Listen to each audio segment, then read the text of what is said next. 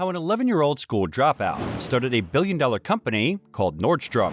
The Nordstrom founder had no experience at all when he opened a store. At the age of 11, he left the school, and when he turned 16, he packed his bags and left his home and family to move to America with only $5 in his pocket. So how did a poor 11-year-old school dropout start a billion-dollar retail company called Nordstrom? Today, you will learn about how Nordstrom became a top luxury retailer in the United States, holding designer brands like Gucci, Burberry, Prada, Off-White, and more. So, let's get started. Early life.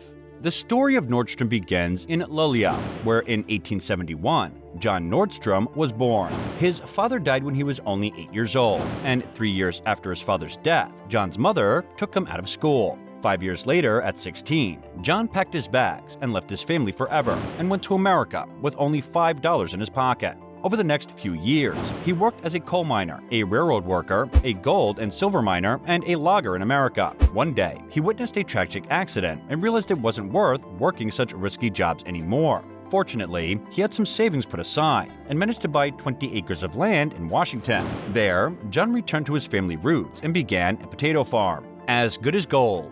But one morning, he picked up a newspaper and read a headline that would bring him back on the road and completely change his life. Gold was discovered in the Yukon. John, like thousands of others, jumped at the opportunity. When he arrived in Klondike, he met Wallin there, a fellow Swedish immigrant, and after 2 years of hard work and searching, John struck gold. But trouble arose when another miner argued against his claim to the gold. Unfortunately for John, the other miner's brother was the local land commissioner, so John decided to accept an offer of $30,000 in exchange for his claim. He split the money with 2 of his partners and returned home with $13,000 in his pocket and got married within a year. He also bought some property in Seattle and built 2 houses. There is a lot more to this story, but before we go on, don't forget to subscribe and hit the like button to hear more business success stories like this in the future.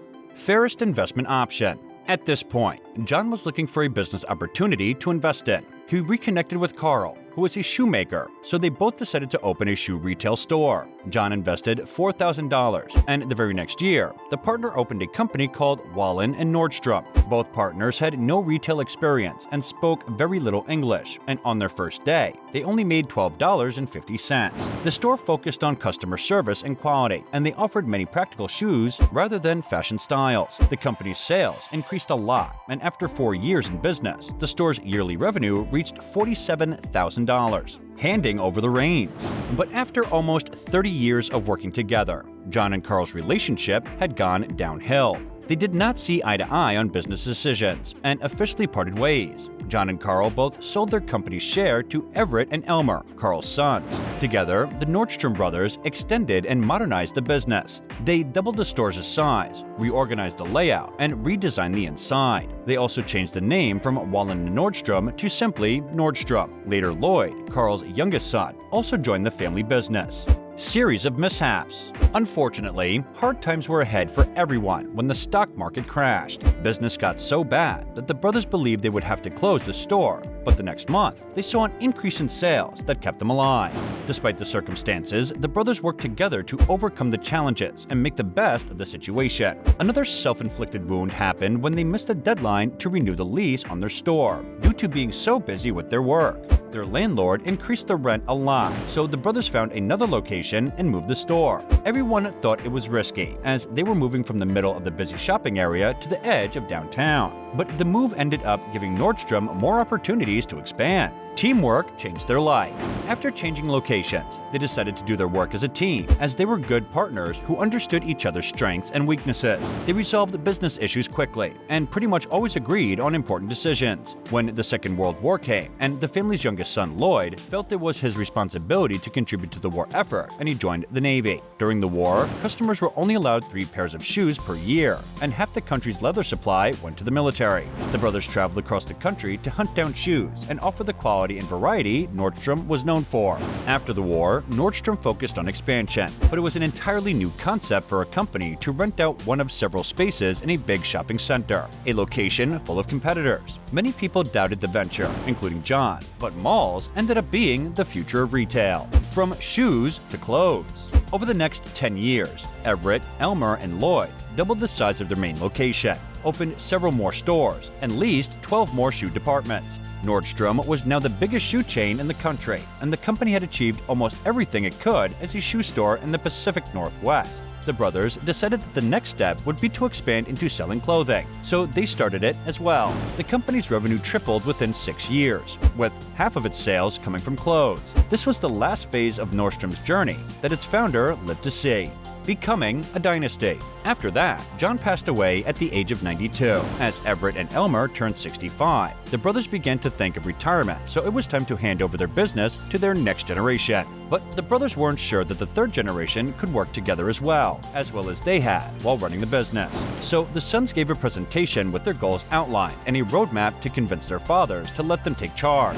They were honest about their strengths and weaknesses, so the brothers were impressed with their son's dedication and enthusiasm, and they passed the business firmly in the hands of the next generation. In that fateful presentation, they predicted that Nordstrom's sales would reach 100 million within 10 years. But 10 years later, the revenue ended up being almost $500 million, 5 times the amount they estimated. After that, the new leadership focused on expanding Nordstrom to the rest of America. Nordstrom began their countrywide expansion by opening 3 locations in Alaska, but the big goal was California. So they hired Betsy Sanders, Nordstrom's manager, to expand their brand in the South. In the end, the store ended up being a huge success, and Nordstrom continued their expansion, opening 24 more stores within the following decade. Under the third generation, Nordstrom became America's largest specialty store chain and fell in with the country's largest companies.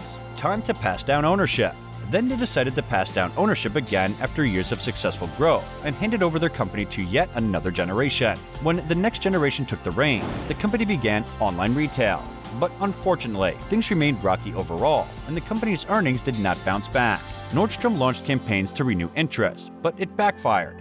The value of the company's shares dropped by more than 50%, and analysts said Nordstrom no longer understood the needs of its customers, flourishing under the new leadership. After that, the Nordstrom family realized they had to go back to their roots, which was to take care of the customer first. Many changes came at once, and Bruce returned as chairman, and under Bruce's leadership, Nordstrom stopped focusing on expanding and paid more attention to its customers, employees, and existing stores. The company flourished with them in charge, and Nordstrom recovered within a few years. The company also went international and also expanded into selling accessories, home goods, and gifts. Today, it is known for being a top luxury merchant, offering major designer brands like Gucci, Burberry, Prada, Off-White, and more. The company also regularly makes the Fortune 500 list and the magazine's list of the 100 best companies to work for.